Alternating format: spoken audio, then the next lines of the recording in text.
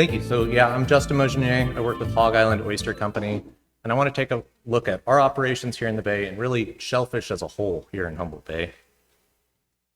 And starting off, I think it's good to take a look at the history of shellfish aquaculture in the Bay, because we have a really long history of especially oyster aquaculture in the Bay. It kind of started in the late 1800s with multiple plantings of Atlantic oysters in hopes that they would naturalize and replace or then depleted Olympia oyster population. Those efforts continued through the early 1900s, but it turns out that Atlantic oysters just don't really naturalize onto the West Coast. So efforts started to shift towards restoring our native Olympia oysters. And all during this time frame, Humboldt Bay remained a tiny little blip in California's total oyster production. But all this started to change in the 1950s when large-scale Pacific oyster production started to happen in our bay. And by the 1970s, Humboldt Bay represented well over 70% of California's total oyster production. Moving into the 1980s and beyond, Humboldt Bay became a really important part for seed production, so juvenile oysters actually leaving our bay and seeding other farms up and down the West Coast. Moving into more recent times, Humboldt Bay still represents a very large portion of the market product produced here in the Bay. We continue to be a critical supplier of seed up and down the West Coast, and Humboldt Bay now has one of the largest shellfish hatcheries on the West Coast. And really taking a look at what shellfish operations look like here today, we have a total of 9 shellfish producers. Some of them are currently working on their permitting process. Some of them are longtime members of our community. But between all of us, Humboldt Bay produced roughly 350 million shellfish seed in just last year alone. So that's about 180 million manila clams, about 150 million Pacific oysters, and about 15 million Kumamoto oysters. And over 90% of the shellfish production here in this bay is actually seed production, so juvenile oysters that are supplying 120 plus farms up and down the West Coast, from San Diego to Washington to Alaska and even internationally. So Humboldt Bay is a really important part of the oyster supply chain on the West Coast. But why Humboldt Bay, right? What makes Humboldt Bay so unique? And I really like this overhead shot of our facility on the Samoa Peninsula. You can see the productivity in our bay, right? So we have that deep green water inside the bay, all that productivity. And then if you look outside the bay, you can see the deep blue of the ocean, and you can really contrast that. Humboldt Bay is Northern California's largest estuary, and it holds roughly 30% of California's eelgrass. And it's becoming more and more apparent that oyster aquaculture and eelgrass is actually mutually beneficial as long as it's done in the right way. So eelgrass helps to buffer against ocean acidification. So as a calcifying organism, oysters are particularly susceptible to ocean acidification. But oysters and oyster gear actually helps to buffer against storm surges for eelgrass. So it helps to restore new beds after a storm comes through. Oysters help to deposit some suspended sediment, allowing light to penetrate deeper into the water column. And oysters have been found to actually filter out and remove eelgrass pathogens, such as eelgrass wasting disease. And all this is combined with kind of large tidal flushes in Humboldt Bay. And I've always viewed Humboldt Bay as kind of a heart and lungs. So we have entrance bay, pumping water through our system into these 2 lobes, kind of like 2 lungs that fill up during high tide and then drain out during low tide. We have over 40% of Arcata's Bay water that can flush out in a single tidal cycle.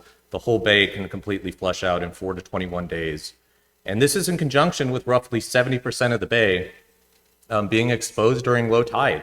And what this means is we have a really shallow, warm bay that's ideal for phytoplankton production, which is the building block of an ecosystem, and it's what oysters eat. But then all this phytoplankton gets flushed out and replenished with new upwelling water that's cold and nutrient rich, and this cycle continues day after day.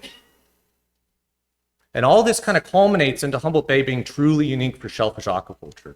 So Humboldt Bay is largely disease-free. We don't have any major shellfish diseases, which allows us to ship seed internationally. We're the only bay in California that can do this, and we're one of the only a couple bays on the West Coast that can do this.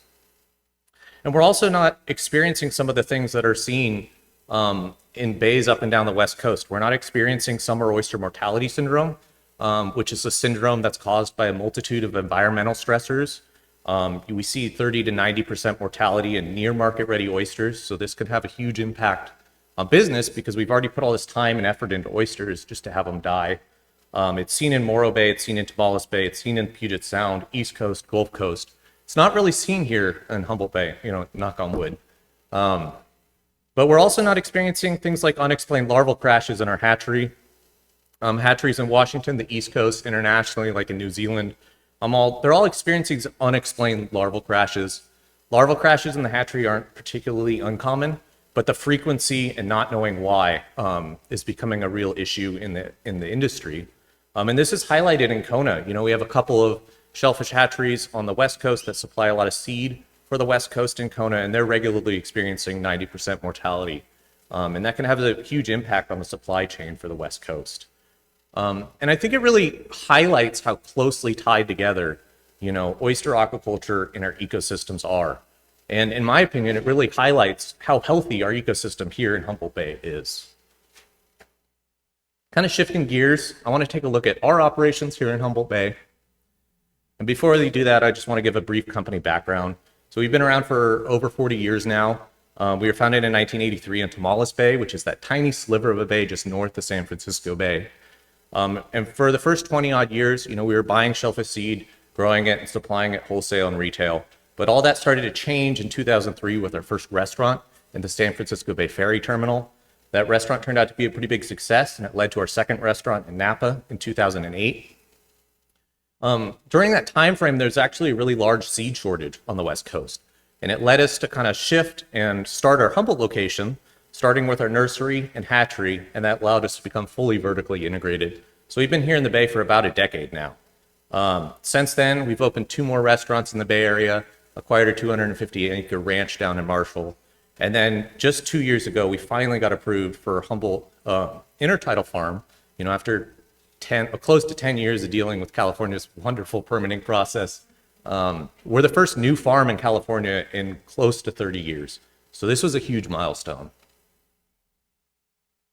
And I mentioned that we're fully vertically integrated, so I think it's good to really dive into the oyster supply chain. So being fully vertically integrated means that we're able to spawn an adult oyster, grow it through its larval phase, through metamorphosis, and then continue to grow it all the way and be able to offer it to somebody on a plate. And we're pretty unique in this. We're the only company in California and one of only a couple on the West Coast that can do this. And it all starts here in Humboldt Bay in our hatchery. Oyster larvae or oysters are pretty unique in that they have a larval stage. So similar to a caterpillar turning into a butterfly or a tadpole turning into a frog, oysters have this free swimming larval phase that'll go through a metamorphosis and turn into that sedentary oyster that you typically think about. And here in the hatchery, we focus on growing that larval stage of the oyster. Oyster larvae are extremely susceptible to bacterial infections and changing ocean conditions. So we actually take our bay water and filter it down to 1 micron. And what this means is that we're filtering out all that good food, but we need to create our own food. So the hatchery is actually split into 2 sections. We have the oyster side of things, and then we have the food production side of things where we're growing the microalgae to feed these oysters. This is a look at what our oyster hatchery actually looks like. We start with broodstock. So we work in conjunction with USDA to develop different genetic lines of broodstock. We'll spawn those adult oysters and get fertilized eggs, and we'll put those fertilized eggs in an egg incubation tank. Oyster eggs hatch super quickly. They only take 24 to 48 hours to hatch. And during this stage, when they first hatch, they're extremely susceptible to ocean acidification. So they're putting down 90% of their body weight in new shell in those first 24 hours. So as you know, as pH drops, it gets really hard for a shellfish to put down new shell. So here in the hatchery, we actually buffer our water to help buffer against those changes in ocean acidification. But once they hatch, they're these free-swimming larvae. So they're swimming around in our larval tanks for about 2 to 3 weeks before they're ready to metamorphose and live the rest of their lives. At this point, they develop a foot and an eye spot, and they start feeling around looking for a place that they deem good. At this point, we offer them ground-up oyster shell in a very specific size range so that only 1 oyster sets on each grain of sand. And that's how you get a perfect single-set oyster. If we didn't do that, we'd just have oysters that would be in large clusters just like you would see in nature. Once they've picked their grain of sand, we'll continue to grow them in the hatchery until they're strong enough to make that transition into the natural world. And that's when it makes its way into the nursery. So they're coming out of the hatchery at about 1 to 2 millimeters, so smaller than a red pepper seed. And we grow them in what's called a floating upwell system. They're grown, or a flupsy for short, they're grown in these bins with a mesh bottom. There's a bed of oyster on these bins. Water will come up through the oysters into this central river channel and then out the back through this paddle wheel. At this point, we're not adding anything to the oysters. They're just growing on what's naturally in the bay. All we're doing is screening them and getting them ready for that transition into their intertidal life. It's at this stage that they get shipped to farms up and down the West Coast, and that includes our farms, so here in Humboldt as well as in Tamales. Here in Humboldt, we grow our oysters up off the mud flats in these SEPA cages. You can really see the production in our bay. As oysters grow, they develop really thin shell, and when they're growing fast, we actually have to knock off all that thin shell to ensure that they build a nice, strong, deep cut in order to make a good market product. The whole process from hatchery to market product can take anywhere from 2 to 3 years. So we sink a lot of time and effort into each individual oyster. From our farms, it makes its way to our wholesale department. So oysters, again, are unique in that they retain the taste of whatever bay they're grown in. So our wholesale department deals with sourcing, from our farms, but also from farms that we often supply our own seed to. So we're buying back market product and being able to offer it at retail. They also source other sustainable seafood. So whether that's, farm-raised abalone or gooey duck, crab or line-caught fish, it all makes its way through a wholesale department before finally making its way to our retail. So we have 4 different restaurants in the Bay Area, as well as a multitude of other retail locations, all kind of centered in that North Bay area. And just wrapping up, I just want to cover some of the threats and risks to shellfish industry here in Humboldt Bay. I mean, I could have spent a whole talk on this, but shellfish industry is directly tied with climate change. They're particularly susceptible to ocean acidification. So we partner with Davis, NOAA, Sea Grant, and Cal Poly Humboldt to be monitoring ocean acidification and the effects of that. But oysters are part of our ecosystem, so they're affected by changing ecologies. So whether we're seeing heat waves or summer oyster mortality syndrome, which is just a culmination of other stressors, larval crashes or harmful algae blooms, whether those are harmful algae to shellfish or harmful algae to humans, right? We're producing a food product in our bay. Additionally, biosecurity is a huge concern for us. There's a couple of shellfish diseases that, if they got into our bay, would completely shut down shellfish aquaculture in Humboldt Bay for the foreseeable future. And, these diseases aren't like they're in far off places. They're here. They're in California. They're in multiple bays in California. So it's something we need to be thinking about as we're talking about things like increased boat traffic into Humboldt Bay. What is going on with the ballast water? What is going on with the biofouling on the bottom of these ships? And there's just a general lack of information on this for both the public and even within industry on the effects. Our ecosystems are resilient, but at the same time, they're extremely fragile. And we can't really talk about Humboldt Bay, unfortunately, without talking about contaminants. So there's always the risk of legacy pollutants. We don't see it in the bay. We've done a good job in cleaning up our bay, but they're still there. They could be capped off with mud, or with sea level rise, they could be introduced to our bay again. So these are obviously concerns for the shellfish industry, as well as our aging and kind of undersized septic and wastewater treatment plants. Again, they're susceptible to sea level rise. And I mean, just this year, we had a sewage spill in our bay that shut down the industry for 3 weeks. You go to any other business and tell them suddenly that they're shut down for a month, and it has a huge impact on business. So that's a huge concern for the oyster industry here in Humboldt Bay. And I don't want to end on a negative slide, right? So I got to try and bring it back positive.